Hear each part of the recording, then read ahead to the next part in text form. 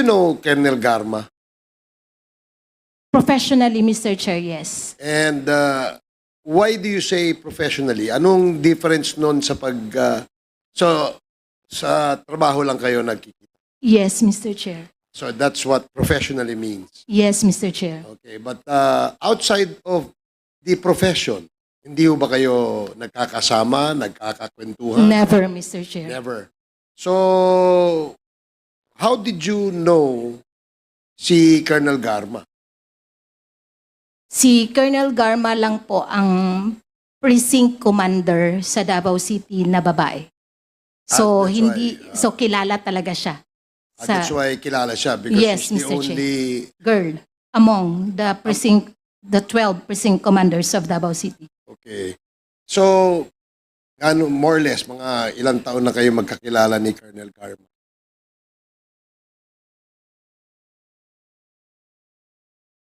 Parang, I don't know kung kailan siya napasok sa Davao City. Pero nakilala ko lang talaga siya, Mr. Chair. Pasensya na po.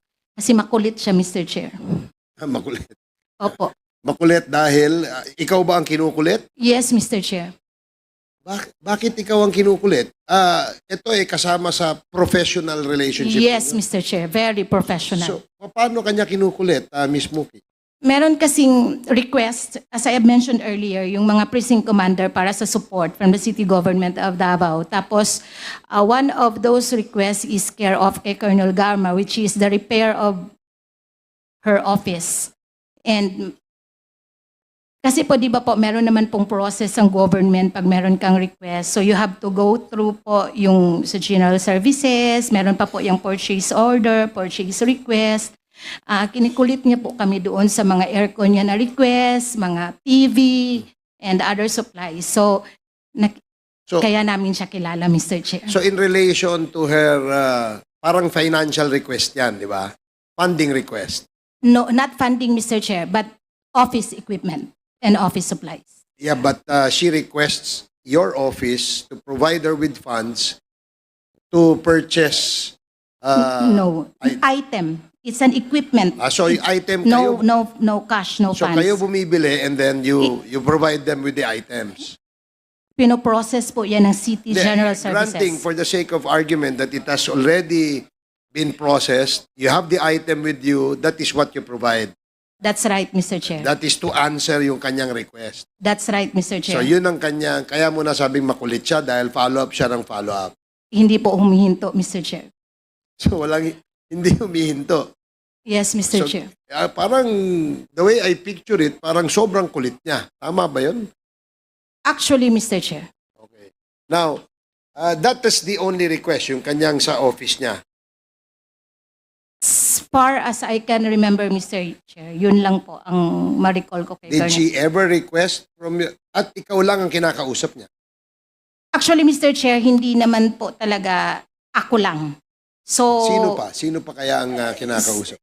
pino-forward ko po yung staff niya sa City General Services Office para makafocus din po ako sa ibang task. Okay. So you seem to have several tasks under the LGU, no? LGU ba yan? Mostly administrative, Mr. Chair. Okay. And who do you report directly? Who is your immediate superior? The Chief of Staff, Mr. Chair. And that is?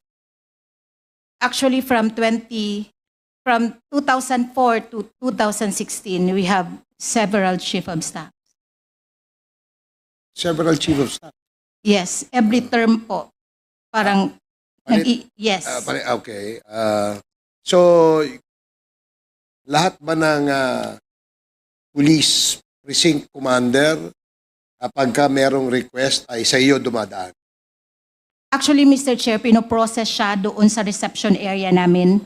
Tapos, parang part of my task is tagapukpok po ng mga opisina kung saan po sila may request. Okay. Have you read the affidavit submitted by Colonel Garma to the Quad Committee? Yes, Mr. Chair. And doon sa kanyang affidavit, nabanggit niya na your name was implicated doon sa punto na ikaw ang nagre-release ng operational funds. Is that correct? No, Mr. Chair. So hindi totoong nagre-release ka ng photo. Hindi po, Mr. Chair. So why do you think Colonel Garma would say that? I cannot answer in behalf of Colonel Garma, Mr. Chair. Just make a wild guess. What do you think is the reason why Colonel Garma would specifically mention your name, mention your name as the one in charge of releasing funds for the successful operation of the war on drugs? Bakit ikaw? Meron ka pang ibang kasama sa office, correct?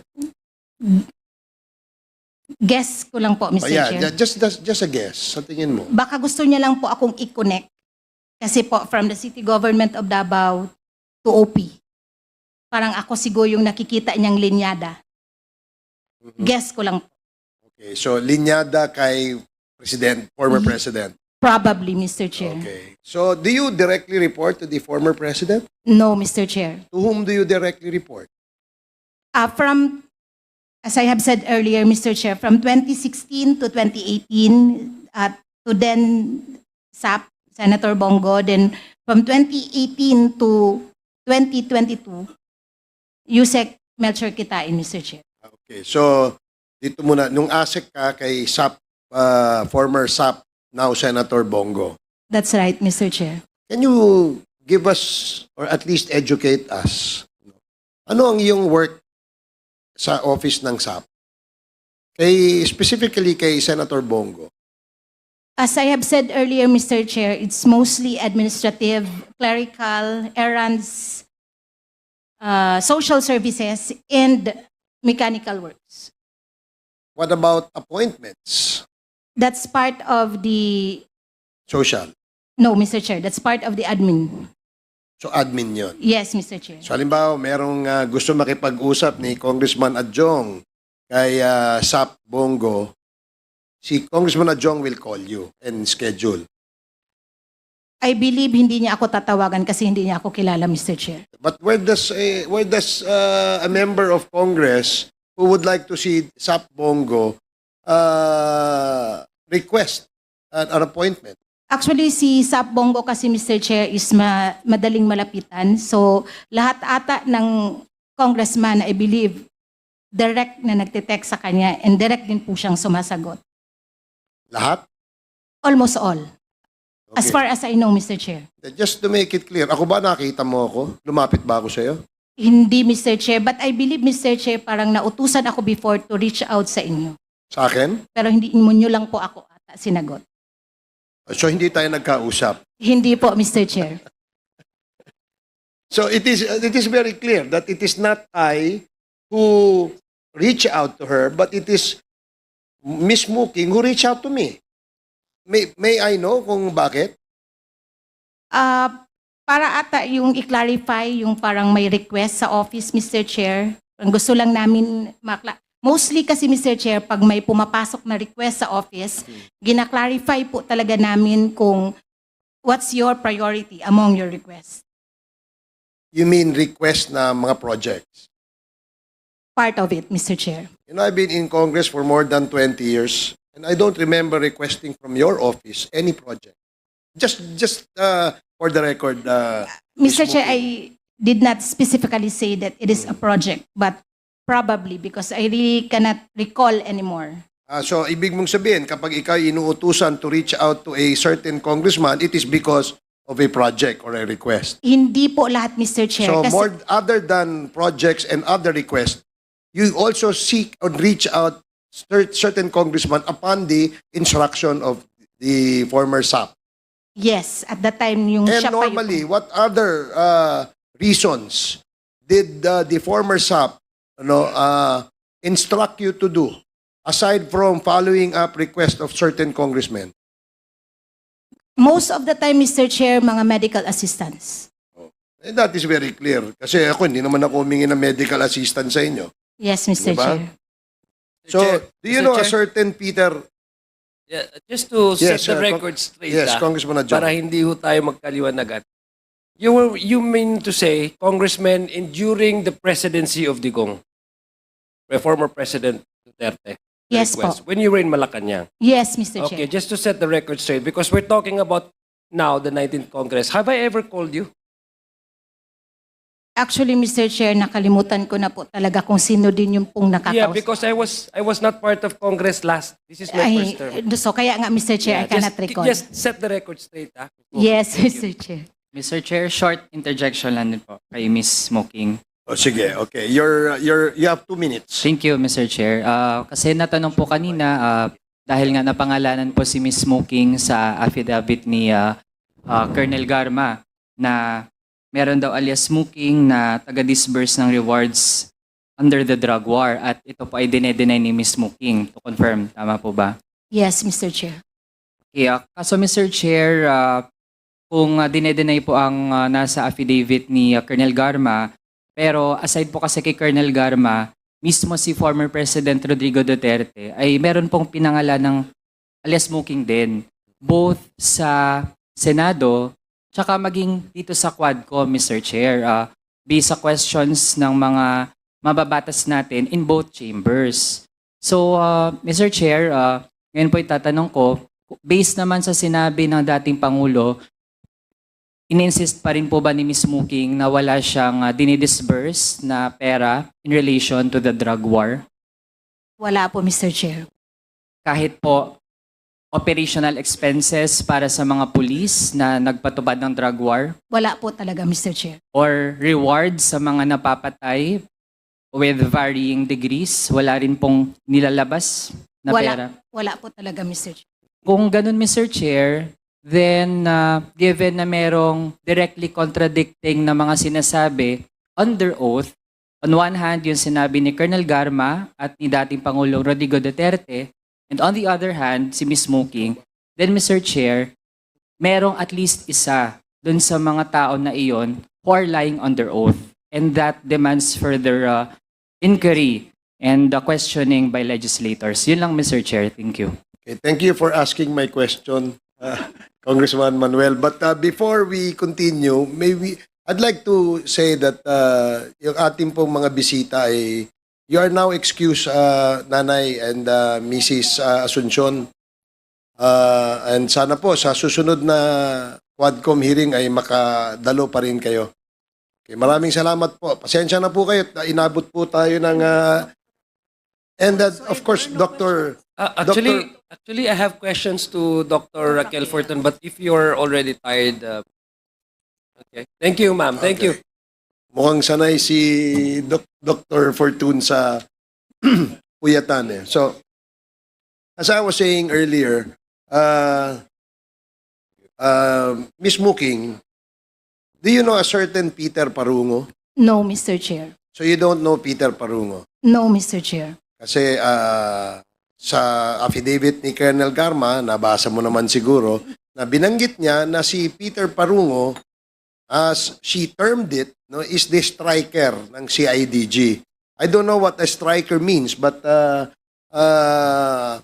si Congressman Acop educated us as yes, or striker is actually a utility personnel ng CIDG. At siya ang inuutusan. And at one instance, lumapit daw itong si Mr. Peter Parungo kay Colonel Garma at ang sinabi niya ay, Ma'am, masyado na pong malaking pera ang pumapasok sa aking account. If I'm not mistaken, what he was trying to say is that he opened several bank accounts and that is where pumapasok yung pera na apparently ay galing sa'yo upon the instructions of either former SAP, now Senator Bongo, or the former president. So, kung hindi mo kilala si Peter Parungo, paano ka nakakapagbigay ng operational fund assistance sa ating mga kapulisan? Hindi po ako nagbibigay ng operational fund assistance sa mga kapulisan. Ang ibig sabihin, hindi tama yung sinabi ni former President Duterte. Dahil sinabi niya, sa hearing niya natin dito, sinabi niya na it is through you na siya na ikaw ang inuutusan na mag-release ng operational fund or reimbursements? Hindi po through me, Mr. Chair. So hindi through you. Hindi po talaga, Mr. Chair. Sa office nyo, sino kaya? Wala po sa office namin, Mr. Chair. Wala Wala po sa kaming office funds. So hindi Under OSAP, wala po kaming funds. so hindi ho totoo ang sinasabi ni Mr. President. I believe, Mr. Chair. Baka, sorry, Mr. Chair. Baka merong ibang agency but not from us, Mr. Chair. Ilan ba ang mooking sa Office of the President?